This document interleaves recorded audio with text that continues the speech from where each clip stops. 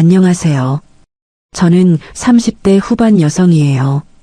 얼마 전에 이혼 서류에 도장을 찍고 지금은 혼자서 그것도 아주 홀가분하게 지내고 있어요. 남편이 저한테 짐 싸서 나가라고 소리치던 그날 밤이 아직도 눈에 선한데요. 그 사람은 그때 제 앞에서 이렇게 말했죠. 당신 없어도 사업은 돌아간다고. 당장 짐 싸서 나가. 집도 내 이름으로 되어 있으니 넌 빈손으로 꺼져. 저는 그 말을 듣는 순간 오히려 웃음이 나왔어요. 그 사람이 아직도 모르고 있는 게 있었거든요. 그날 이후로 제 인생이 이렇게 뒤바뀔 줄은 저도 정말 몰랐습니다. 지금부터 그 이야기를 한번 풀어볼까 해요. 제 이름은 윤지원이고요. 강서구 외곽에서 작은 도시락 가게를 하나 운영하고 있었어요. 가게 이름은 지원의 정성 도시락, 제 이름을 그대로 딴 간판이었죠. 남편 이름은 강민준, 저보다 3살 많은 사람이었고요. 결혼하고 5년째 되던 해에 남편이 벌였던 사업이 그만 부도가 났습니다. 빚이 5천만 원이었어요. 남편은 그날 이후로 방에서 나오질 않았고요. 빚톡촉 전화는 고스란히 제 몫이 되었죠. 시어머니는 그런 저를 위로하기는커녕 전화만 하면 이렇게 말씀하셨어요. 내가 뭘 잘못했길래 우리 아들이 저 지경이 됐겠니? 살림을 어떻게 살았길래? 어머님 죄송합니다. 제가 어떻게든 해보겠습니다. 됐고 그 집 명의로 되어 있는 거 다 정리해서 빚부터 갚아. 며느리가 그 정도는 해야 되는 거 아니니? 저는 그 말을 듣고도 아무 대꾸를 하지 못했어요. 결혼할 때 제가 모아둔 돈으로 겨우 마련한 그 작은 전셋집마저 내놓으라는 말이었으니까요. 하지만 그때는 그저 남편이 다시 일어설 수만 있다면 뭐든 감수하겠다는 마음뿐이었죠. 사랑이었는지 미련이었는지는 지금도 잘 모르겠어요. 그날부터 저는 새벽 3시에 일어났습니다. 도시락 재료를 손질하고 국을 끓이고 반찬을 하나하나 만들어서 포장했어요. 가게 문을 열기 전 텅 빈 주방에 혼자 서서 멍하니 도마질 소리만 듣고 있으면 서러움이 밀려올 때도 많았죠. 그래도 눈물 흘릴 시간조차 아까웠어요. 손이 부르트고 허리가 끊어질 것 같아도 쉴 틈이 없었으니까요. 빚을 갚아야 했고 무엇보다 남편이 재기할 시간을 벌어줘야 했습니다. 남편은 그 시간에도 방에서 나오지 않았어요. 가끔 거실로 나와도 저와 눈을 제대로 마주치지 않았죠. 여보, 밥은 먹었어? 됐어, 생각 없어. 그게 저희 부부의 대화의 전부였던 날들이 꽤 오래 이어졌습니다. 그러던 어느 날 대학 선배였던 우진 오빠가 도시락을 사러 가게에 들렀어요. 서우진, 저보다 2학번 위였는데 지금은 변호사로 일하고 있는 사람이었죠. 힘든 시기에 가끔 밥 한 끼 사주며 저를 챙겨주던 몇 안 되는 사람이기도 했고요. 지원아, 요즘 가게 잘 된다며. 사업자 등록은 누구 이름으로 되어 있어? 당연히 제 이름이죠. 제가 다 준비했으니까요. 그럼 상표권도 특허청에 확실히 내 명의로 등록해놔. 사업자 등록증이랑 상표권 등록원부 둘 다 국세청이랑 특허청 공식 등록부에 내 이름으로 남아있어야 돼. 나중에 무슨 일이 생겨도 그 등록부만 살아있으면 아무도 못 건드려. 오빠는 별 걱정을 다 하네요. 알겠어요. 저는 그때만 해도 우진 오빠가 왜 그런 말을 하는지 잘 몰랐어요. 그냥 변호사라서 매사에 꼼꼼한거려니 하고 가볍게 넘겼을 뿐이었죠. 그 말 한마디가 훗날 저를 살리게 될 줄은 꿈에도 생각하지 못한 채로 말이에요. 가게는 조금씩 자리를 잡아갔습니다. 근처 회사원들 사이에서 입소문을 타기 시작하더니 어느 순간부터는 하루에도 몇백 개씩 도시락 주문이 밀려들었어요. 직원도 2명 더 뽑았고 배달 기사도 따로 계약해서 쓸 정도가 되었죠. 빚을 다 갚고도 여윳돈이 생기기 시작했고 결국에는 월 매출이 1억 원을 찍는 날도 찾아오게 되었습니다. 그 종이 한 장 매출 정산서를 손에 쥐고 저 혼자 주방에 서서 얼마나 울었는지 몰라요. 그때는 정말로 이 고생이 끝나는 줄만 알았어요. 그런데 딱 그 무렵부터였어요. 집안 분위기가 조금씩, 아주 조금씩 이상하게 흘러가기 시작한 게요. 방에서만 지내던 남편이 어느 날부터 가게에 자주 얼굴을 비치기 시작했고 직원들 앞에서 사장님 소리를 듣는 게 싫지 않은 눈치였습니다. 시어머니의 전화도 예전과는 다른 말투로 걸려오기 시작했죠. 구박하던 목소리는 어느새 사라지고 그 자리에는 낯선 다정함이 채워져 있었어요. 저는 그게 그저 미안해서 그런 줄로만 알았어요. 그게 무엇을 의미하는지 저는 그때 전혀 알지 못했습니다. 가게가 자리를 잡으면서부터 남편은 아예 매장에 나와 살다시피 했어요. 처음에는 그것도 반가웠죠. 드디어 정신을 차리고 뭔가 도와주려나 보다 그렇게 생각했으니까요. 부도 이후로 몇 년 만에 남편이 집이 아닌 곳에서 활기차 보이는 걸 보니 저도 모르게 마음이 놓이기까지 했어요. 그런데 그게 아니었습니다. 남편은 재료 손질이나 배달 같은 건 손끝 하나 대지 않았어요. 정장까지 차려입고 나타나서는 계산대 앞에 서서 손님들에게 명함을 건네며 이렇게 말하고 다녔죠. 제가 이 브랜드 만든 사람입니다. 아내는 그냥 옆에서 거들어준 거고요. 저는 그 말을 듣고 귀를 의심했어요. 당신 지금 뭐라고 했어? 왜 틀린 말도 아니잖아.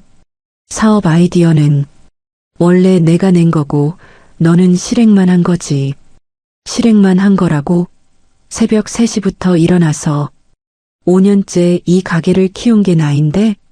됐어, 됐고. 손님들 앞에서 이런 얘기 하지 마. 가게 이미지 안 좋아지니까. 저는 말문이 막혔습니다. 빚 갚으라고 소리치던 사람이 언제부터 자기가 대표 행세를 하고 다녔는지 어이가 없어서 웃음도 나오지 않았어요. 시어머니도 마찬가지였죠. 예전에는 전화만 오면 잔소리와 타박이었는데 가게가 잘 되기 시작하자 태도가 완전히 달라졌습니다. 이제는 며칠에 한 번씩 매장에 직접 찾아와서 직원들 앞에서 이렇게 말씀하셨어요. 우리 며느리가 이렇게 사업 수완이 좋을 줄 누가 알았겠어. 다 내가 우리 아들을 그렇게 키운 덕분이지. 직원들은 그 말에 어색하게 웃기만 했어요. 저는 그저 고개를 숙이고 일만 계속했죠. 그런데 시어머니는 거기서 그치지 않았습니다. 매장에 올 때마다 마치 사장님이라도 되는 양 저한테 이런저런 심부름을 시켰어요. 예, 여기 물 한 잔 갖다 줘. 그리고 뒤에 반찬통도 좀 정리해 놓고 어머님, 저 지금 주문 들어온 거 처리해야 되는데요. 그게 몇 분이나 걸린다고 그래. 며느리가 시어머니 물 한 잔 못 갖다 주니? 저는 앞치마를 두른 채로 시어머니 앞에 물잔을 내려놓으며 문득 이런 생각이 들었어요. 이 사람들 눈에는 제가 사업을 일군 사람이 아니라 그냥 부려도 되는 사람으로 보이는구나. 그 생각이 들자 속이 답답해졌지만 그때는 그저 참는 수밖에 없었습니다. 그러던 어느 날 시어머니가 아파트 담보대출을 새로 받았다는 얘기를 전해 들었어요. 그것도 무려 3억 원이었죠. 알고 보니 그 돈으로 새 차를 뽑고 계모임 사람들과 해외여행까지 다녀오셨다고 했습니다. 어머님, 그 돈은 다 어디에 쓰시려고요? 내가 뭐 어디 쓰든 내가 무슨 상관이니. 어차피 우리 아들 며느리 잘 돼서 버는 돈인데 그 정도는 당연한 거 아니야? 그래도 그 큰 돈을 갚을 계획은 있으세요? 걱정을 사서 하네. 너희 가게 잘 되는데 그거 하나 못 갚겠니? 그리고 원래 시어머니 씀씀이에 며느리가 이러쿵 저러쿵 하는 거 아니다. 저는 더 이상 대꾸할 말을 찾지 못했어요. 빚 갚으라고 제 전셋집까지 내놓으라던 사람이 불과 2년 사이에 3억 원짜리 대출을 아무렇지 않게 받아 쓰고 있다는 사실이 도무지 믿기지가 않았습니다. 저는 그 대화를 듣고 나서야 뭔가 단단히 잘못 흘러가고 있다는 걸 어렴풋이 느끼기 시작했어요. 하지만 그때까지도 저는 이게 단순히 씀씀이가 헤퍼진 정도의 문제라고만 생각했죠. 진짜 문제는 그 다음에 시작되었습니다. 어느 날 남편이 저한테 통보하듯 말했어요. 직원 한 명 더 뽑았어. 지아 씨라고 경영학 전공하고 마케팅 쪽 경험도 있대. 당신은 주방만 신경 쓰고 매장 관리는 이제 지아 씨한테 맡기면 되겠다. 저는 그 말에 어이가 없었어요. 내가 직원 안 뽑았는데 언제 면접을 봤어? 그리고 매장 관리를 왜 내가 안 하고 새로운 사람한테 맡겨? 내가 봤으니까 됐어. 앞으로 매장 일은 지아 씨랑 나랑 상의해서 처리할 거야. 여긴 내가 5년 동안 새벽부터 피땀 흘려서 키운 가게야. 근데 왜 나랑 상의도 없이 이런 걸 결정해? 거참 말 많네. 나도 이제 이 가게 경영에 참여하겠다는데 뭐가 문제야? 남편의 목소리는 예전과 확연히 달라져 있었습니다. 빚에 눌려 방구석에서 나오지도 못하던 사람이 어느새 이렇게 당당한 얼굴로 저를 몰아붙이고 있었어요. 저는 그 낯선 얼굴이 무섭게 느껴지기 시작했죠. 그렇게 등장한 사람이 바로 한지아였습니다. 20대 후반, 화장이 진하고 웃음이 많은 여자였는데 이상하게도 저와는 눈을 잘 마주치지 않았어요. 대신 남편과는 유난히 살갑게 이야기를 주고받았죠. 며칠 뒤 저는 우연히 창고에서 지아 씨와 남편이 나누는 대화를 듣게 되었습니다. 오빠, 그래도 사모님 계신데 이렇게 자꾸 붙어 다니면 눈치채지 않을까요? 괜찮아. 쟤는 하루 종일 주방에만 박혀 있어서 신경 쓸 겨를도 없어. 저는 그 자리에 얼어붙은 듯 서 있었어요. 오빠라는 그 호칭 하나가 제 머릿속을 하얗게 만들었죠. 당장 뛰쳐나가서 따지고 싶었지만 발이 떨어지지 않았습니다. 증거도 없이 소리쳐봐야 오히려 저만 이상한 사람이 될 것 같았거든요. 저는 조용히 창고 문을 닫고 아무 일도 없었다는 듯 다시 주방으로 돌아갔어요. 하지만 그날 이후로 저는 예전과는 전혀 다른 눈으로 남편과 시댁 식구들을 지켜보기 시작했습니다. 그리고 그 관찰의 끝에서 저는 상상보다 훨씬 더 끔찍한 진실과 마주하게 됩니다. 그날 이후로 저는 겉으로는 아무렇지 않은 척 평소와 다름없이 가게 일을 했어요. 새벽에 일어나 도시락을 만들고 직원들에게 웃으며 인사를 건네고 남편과 마주쳐도 티내지 않으려 애를 썼죠. 하지만 속으로는 조용히 하나씩 증거를 모으기 시작했습니다. 울고 소리 지르는 대신 이번에는 철저하게 준비해야겠다는 생각뿐이었어요. 우선 거래처와 주고받은 계약서부터 다시 살펴보기 시작했어요. 그런데 이상한 점이 하나둘 눈에 띄었습니다. 분명 제 이름으로 서명했던 원재료 납품 계약서가 어느 순간부터는 남편 이름으로 새로 작성되어 있었던 거예요. 날짜를 확인해 보니 공교롭게도 제가 며칠씩 새벽 시장에 나가 있던 그 시간대에 맞춰 계약이 다시 이루어져 있었죠. 거래처 사장님께 넌지시 여쭤봤어요. 사장님, 혹시 최근에 계약서 다시 쓰신 적 있으세요? 아, 그거요. 강 대표님이 오셔서 사업자 등록이 변경됐다고 하시면서 새로 계약서 쓰자고 하시더라고요. 사모님도 다 알고 계신 줄 알았는데. 그러셨군요. 제가 요즘 정신이 없어서 깜빡했나 봐요. 근데 사모님, 예전 계약서는 어떻게 할까요? 폐기할까요? 아니요, 사장님. 혹시 모르니까 그냥 그대로 갖고 계세요. 제가 나중에 다시 연락드릴게요. 저는 태연하게 대답했지만 속으로는 심장이 내려앉는 기분이었습니다. 남편은 제 몰래 거래처마다 돌아다니면서 자신이 대표라고 소개하고 계약서를 하나씩 바꿔치기 하고 있었던 거죠. 그리고 저는 그 순간 예전 계약서 원본이 아직 거래처에 남아있다는 사실이 얼마나 중요한 증거가 될지 그때는 정확히 알지 못했어요. 그 무렵 지아 씨가 매장 사무실에서 투자자 미팅 자료를 정리하는 모습을 우연히 보게 되었습니다. 자료 표지에는 회사 소개서라는 제목과 함께 대표이사 강민준이라는 글자가 큼지막하게 박혀 있었어요. 지아 씨, 그거 뭐예요? 아, 이번에 투자 관련해서 대표님이 준비하라고 하신 자료예요.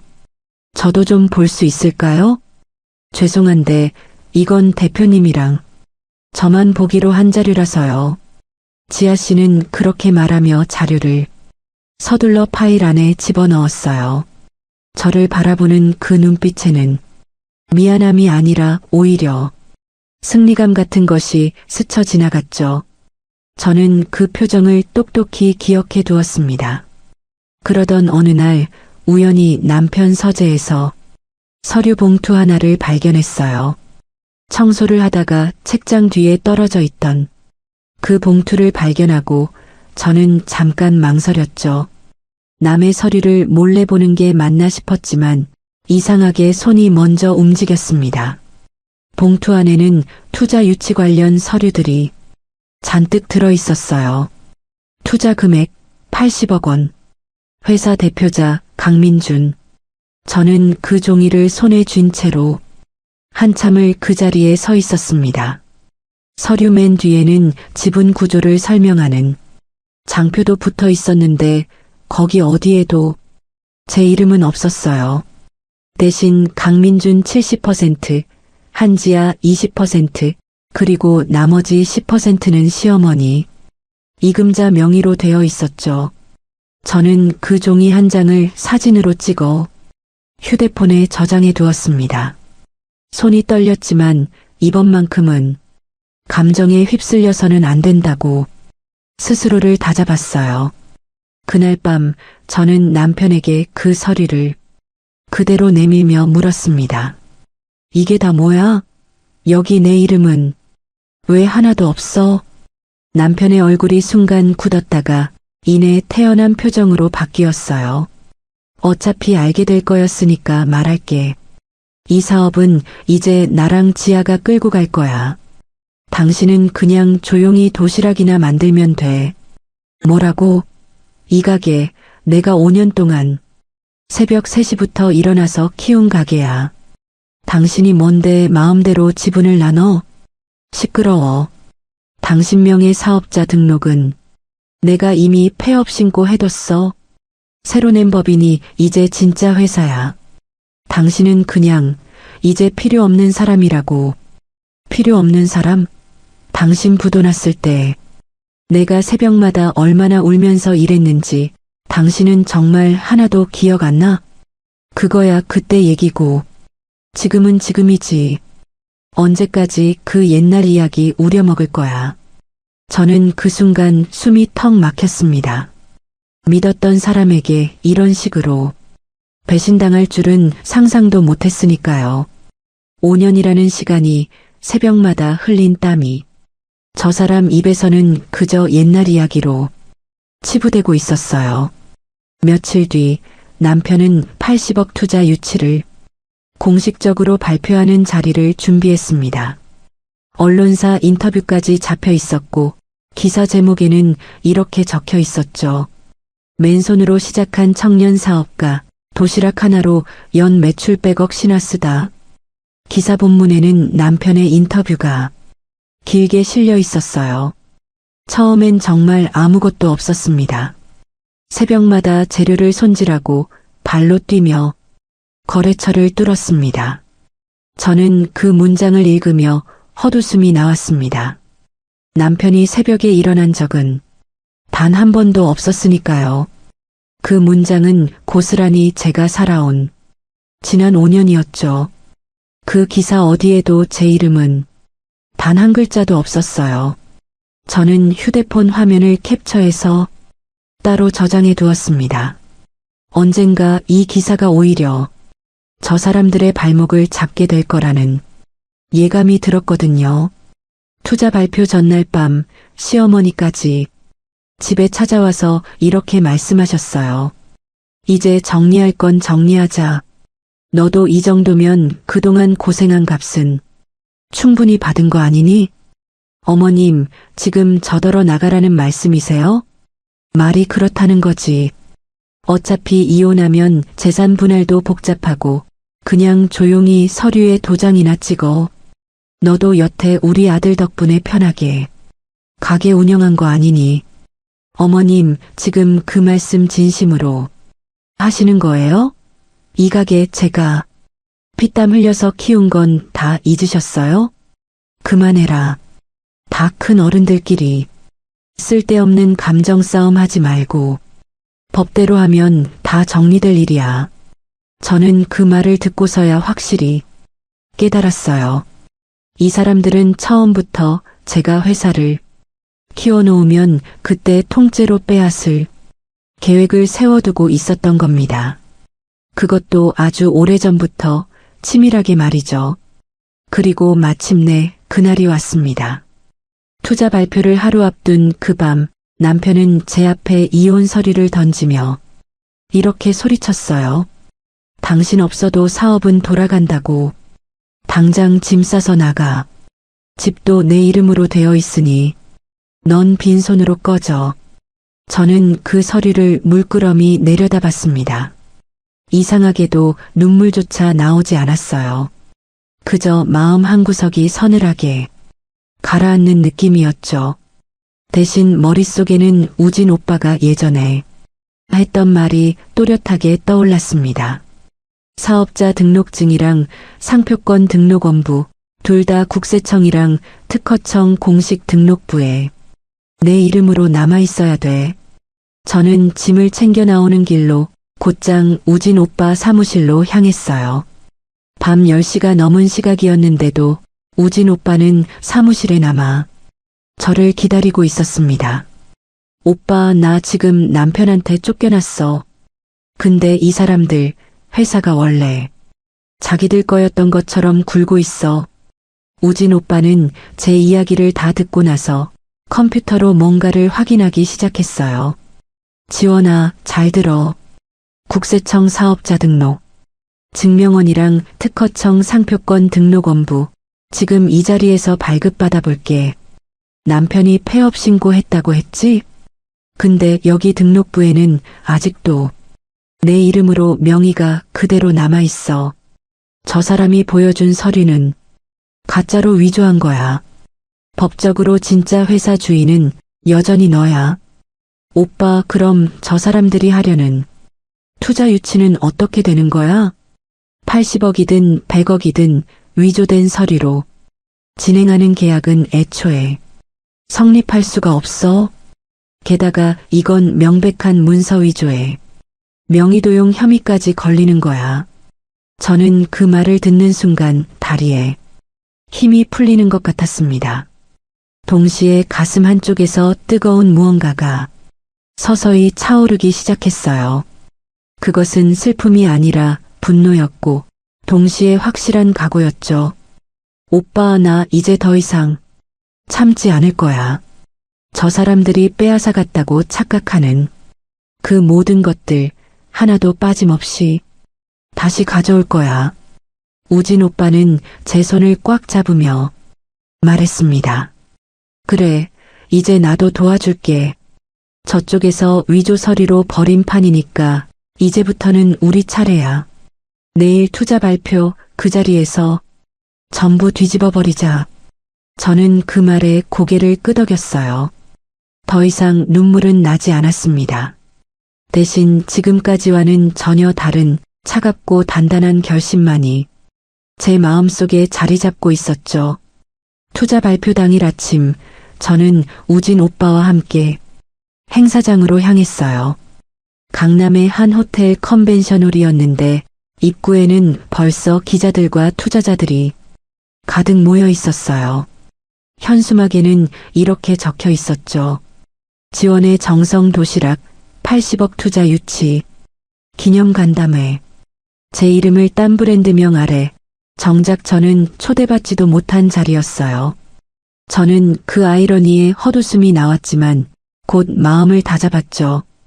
우진 오빠는 행사장에 들어서기 전 저한테 한 번 더 확인하듯 물었어요. 지원아, 진짜 지금 들어갈 거야? 이따 안에서 무슨 얘기가 나와도 당황하지 말고 나만 믿어. 응, 오빠. 나 이제 진짜 하나도 안 무서워. 행사가 시작되고 남편은 단상에 올라 자신만만한 표정으로 마이크를 잡았습니다. 저는 밑바닥에서 시작해서 오로지 제 힘으로 이 브랜드를 키워왔습니다. 오늘 이 자리에서 80억 투자를 공식적으로 발표하게 되어 영광입니다. 박수 소리가 이어지려던 그 순간 우진 오빠가 손을 들어 발언권을 요청했어요. 실례합니다. 저는 이 회사의 법률 대리인 서우진 변호사입니다. 이 자리에서 반드시 밝혀야 할 사실이 있어서 말씀드립니다. 행사장이 순간 술렁이기 시작했어요. 남편의 얼굴이 하얗게 질리는 게 멀리서도 보였어요. 국세청 사업자 등록 증명원과 특허청, 상표권 등록원부를 확인한 결과 이 브랜드의 등록 명의는 강민준 대표가 아닌 그 배우자인 윤지원 씨로 되어 있습니다. 오늘 발표하신 투자 유치 자료는 위조된 서류를 근거로 작성된 것입니다. 기자들이 일제히 사진을 찍기 시작했고 투자자로 보이는 사람들이 서로 눈짓을 주고받았어요. 남편은 그 자리에서 목소리를 높였습니다. 무슨 말도 안 되는 소리를. 여긴 제가 만든 회사입니다. 강민준 대표님, 그럼 이 등록원부를 직접 확인해 보시겠습니까? 우진 오빠는 그 자리에서 발급받은 국세청과 특허청 공식 서류를 펼쳐 보였어요. 사업자 등록 증명원과 상표권 등록원부, 그리고 5년 전 첫 거래처와 맺었던 계약서 원본까지 전부 윤지원이라는 이름이 선명하게 적혀 있었어요.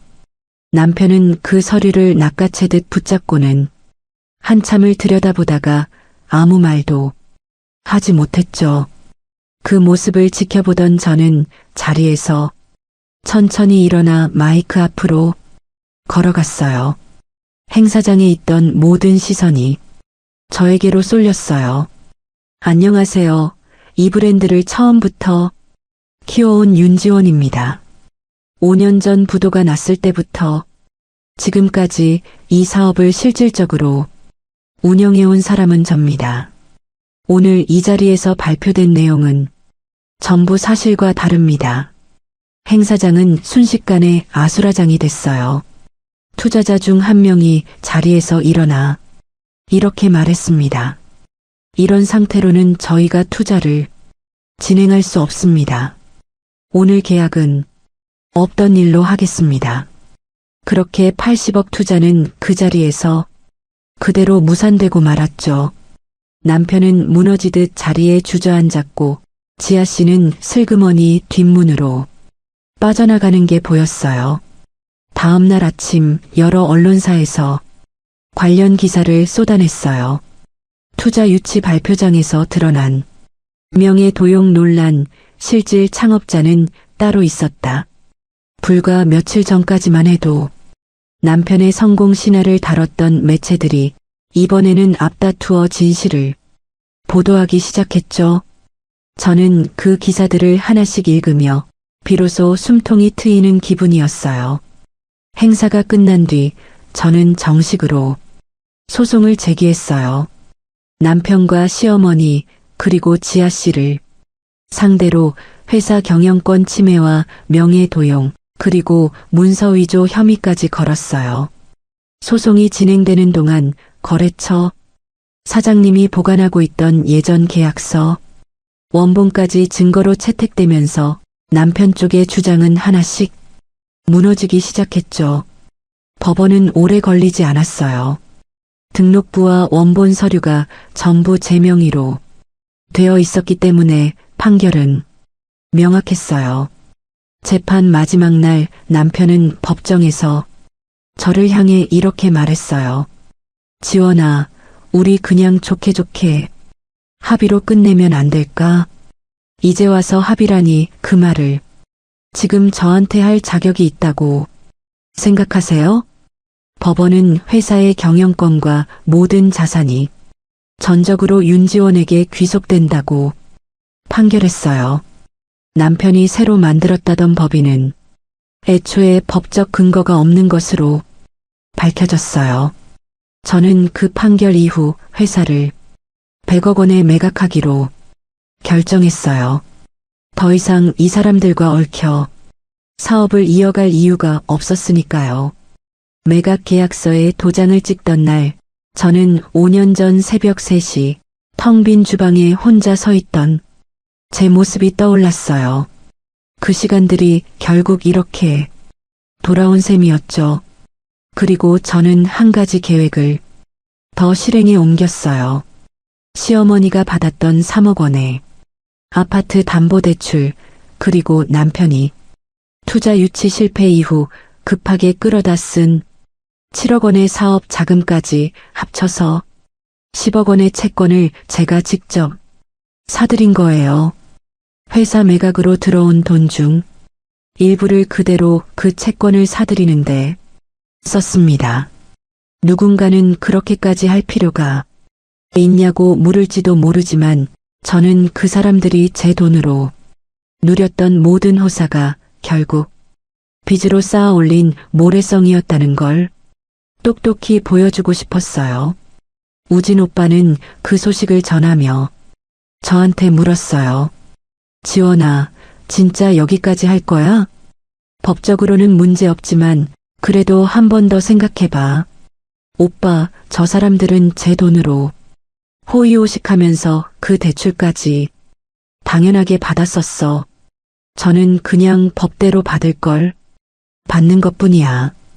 우진 오빠를 통해 채권을 인수한 뒤 저는 곧바로 법적 절차에 들어갔어요. 어머님, 이제 그 대출금 갚으셔야죠. 채권자가 바뀌었거든요. 시어머니는 전화를 받고 한참을 아무 말도 하지 못했어요. 뭐라고? 채권자가 너라고? 네, 어머님. 제가 직접 사드렸어요. 법대로 하자고 하셨잖아요. 이럴 수는 없어. 며느리가 어떻게 시어머니한테 이럴 수가 있니? 어머님이 먼저 말씀하셨잖아요. 다 큰 어른들끼리 법대로 하면 다 정리될 일이라고요.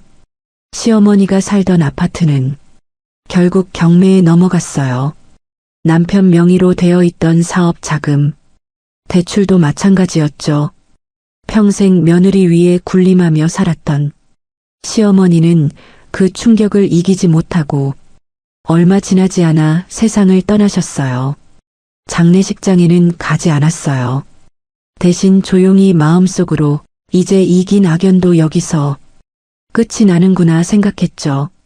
지아 씨는 상황이 이렇게 되자 가장 먼저 자취를 감췄어요.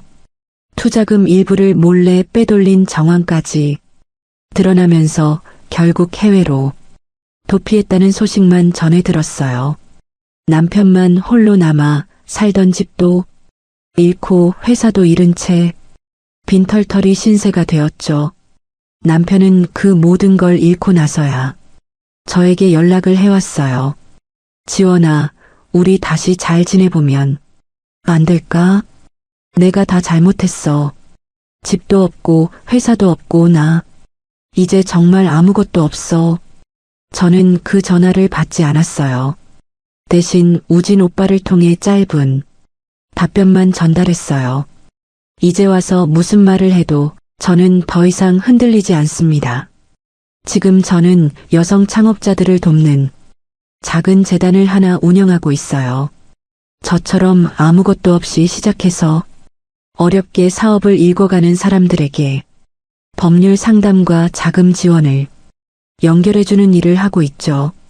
얼마 전에는 저랑 비슷한 사연을 가진 한 사장님이 재단의 상담을 받으러 오신 적이 있었어요. 그분도 남편 명의로 사업자를 등록해뒀다가 이혼 과정에서 전부 빼앗길 뻔하셨다더군요. 저는 그 이야기를 들으며 몇 년 전 제 모습이 겹쳐 보여서 마음이 참 복잡했습니다. 가끔 그 사람들을 만나면 꼭 이렇게 말해줍니다. 사업자 등록이랑 상표권 꼭 본인 명의로 확실히 챙겨두세요. 그게 나중에 정말 큰 힘이 되거든요. 우진 오빠는 지금도 제 옆에서 든든한 조력자로 남아있어요. 사업 관련 자문은 물론이고 재단 일에도 이것저것 힘을 보태주고 있죠. 가끔은 오빠가 아니었다면 저는 지금쯤 어떻게 됐을까 그런 생각이 들 때도 있고요. 오빠는 그럴 때마다 이렇게 말하곤 해요. 내가 처음부터 야무지게 등록해뒀으니까 다 산 거지.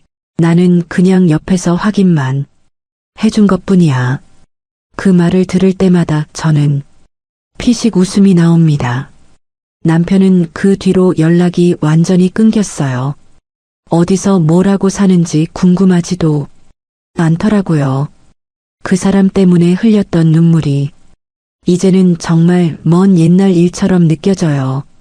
새벽 3시에 일어나 도시락을 만들던 그 시절이 지금 와서 보면 저를 이만큼 단단하게 만들어준 시간이었다는 생각도 듭니다.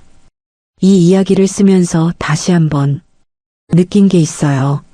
누군가에게 헌신하는 것도 중요하지만 제 이름으로 된 것들을 지키는 게 결국 저 자신을 지키는 일이었다는 거요. 그때 우진 오빠 말을 흘려듣지 않고 등록증 하나 제대로 챙겨둔 게 제 인생 전체를 바꿔놓았으니까요. 여기까지 제 이야기를 끝까지 들어주셔서 정말 감사합니다. 지금 어디선가 비슷한 일로 힘들어하고 계신 분이 있다면 그 시간도 반드시 끝이 난다는 걸 꼭 말씀드리고 싶어요. 그리고 무엇보다 자신의 이름으로 된 것들을 스스로 지키는 일을 절대 미루지 마시길 바랍니다. 저는 이제 정말 잘 지내고 있으니까 여러분도 각자의 자리에서 부디 행복하시길 바랄게요.